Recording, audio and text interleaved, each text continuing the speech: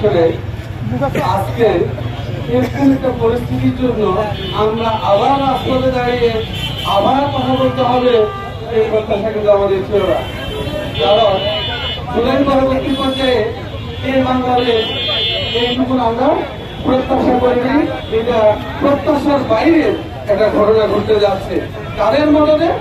সরকারের একজন উপদেষ্টার মদদে। কেন ঘটতেছে আমি একটু হালকা বলি। এই সন্দীপটা ছিল হাতিয়ার সাথে, সন্দীপ ছিল নোয়াখালীর একটি থানা। হাতিয়ার যেরকম থানা ছিল, নোয়াখালী ওদিকেই ছিল আজকের সন্দীপ। সন্দীপ এবং হাতিয়ার মাঝখানে আমরা আমাদের পূর্বপুরুষ কিংবা আজও যারা প্রবীণ আছেন তাদের কাছ থেকে আমরা যেটা জানতে পারছি সেটা হলো একটা খালের মতো, এই একটা খাল যতটুকু ভাগ ছিল এতটুকু ভাগ ছিল কালক্রমে। এবং আমরা যখন এমএলএ ছিলেন তখনকার প্রশাসনিক এলাকায় ছিল কিন্তু সন্দীপ হাতিয়ার সাথে। হাতিয়ার ছিল হাতিয়ার সূর্য সৈনিকরা। সংগ্রামী উপস্থিতি, আপনারা জানেন এই হাতিয়াকে নিয়ে অনেকবার ষড়যন্ত্র হয়েছিল। সকল ষড়যন্ত্রের রক্তচক্ষু উপেক্ষা করে এই হাতিয়াবাসী সকল ষড়যন্ত্র জবাব দিয়ে এই হাতিয়াকে বিভিন্ন ষড়যন্ত্রের হাত থেকে রক্ষা করেছে অতীতে অনেকবার এই হাতিয়ার ভূমিকে নিয়ে, হাতিয়ার হৃদয়কে নিয়ে, হাতিয়ার পরিচয়কে নিয়ে অনেকবার বিভিন্ন ইউনিয়নকে আমরা পুনরায় এই হাতিয়ার মাটিতে পুনর্গঠন করতে সক্ষম হয়েছি।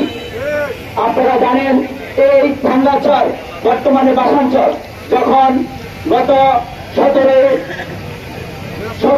2017 সালে যখন সন্দীপ কর্তৃক এই ভাঙ্গাচরকে নিয়ে বিভিন্নভাবে ষড়যন্ত্র করেছিল এবং তারা তাদের একটা সাইনবোর্ড বাসাঞ্চলে টাঙিয়ে দিয়েছিল, ঠিক তাৎক্ষণিক হাতিয়ার মুক্তিগামী জনতা এবং হাতিয়ার অনেক নেতৃবৃন্দ বিশেষ অ্যাডভোকেট ফজলে আজিম তুহিন সহ আমরা চট্টগ্রামে মানববন্ধন করেছি, নোয়াখালীতে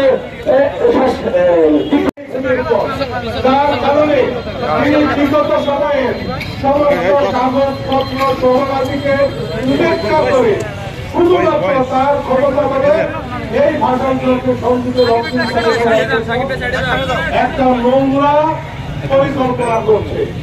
আমরা হাতিয়াবাসী এর তীব্র প্রতিবাদ জ্ঞাপন করছি। যতদিন পর্যন্ত এই ভূমি হাতিয়ার সাথে একত্রিত না হবে ততদিন পর্যন্ত আমাদের এই আন্দোলন চলবে।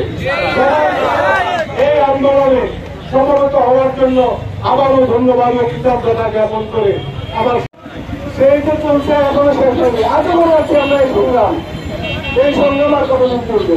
হাতিয়া ভূমি রক্ষায় আমি এবং আমার ভাইয়েরা সেই চট্টগ্রাম প্রেসক্লাব, ঢাকা প্রেসক্লাবে সেই 2017 সাল থেকে সংগ্রাম করে আসছি।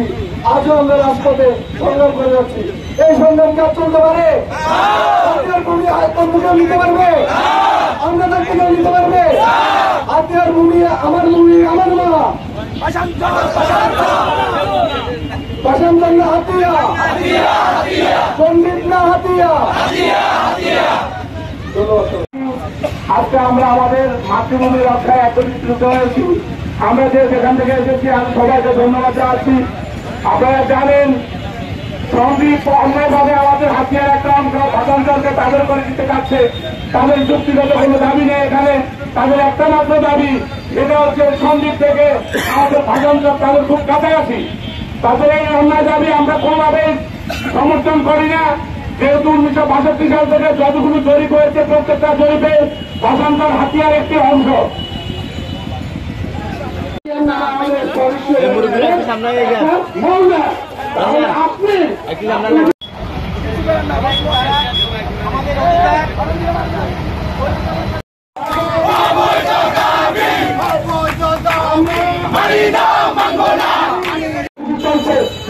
আন্দোলনের প্রস্তুতি চলছে আর আমরা হাতিয়াতে আমাদের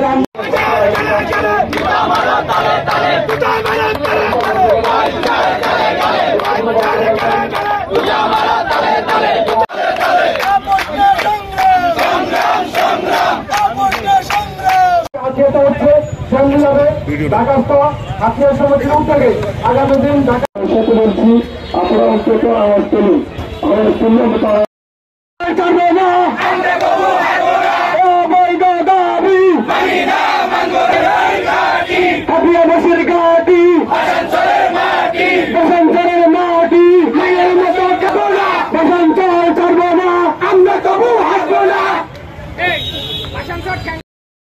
সাথে বলছি আপনারা অন্তত আওয়াজ তুলুন আওয়াজ তুললে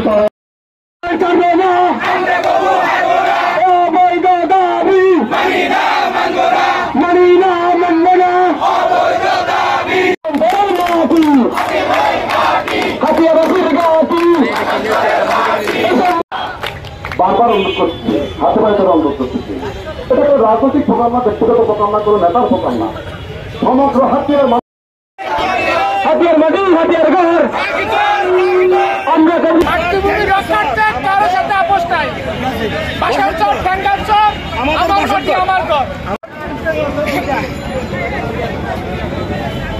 ছবি তোলা আঙ্গুলে কোনো ছবি দেওয়া নাই হাতে হাত রাখলে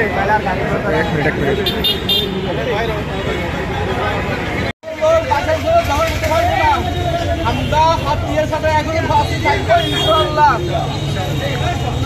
যেন জান দিব টাকা দিব না আগে লাইভ করতে দিয়ে লাগে ফেসবুকে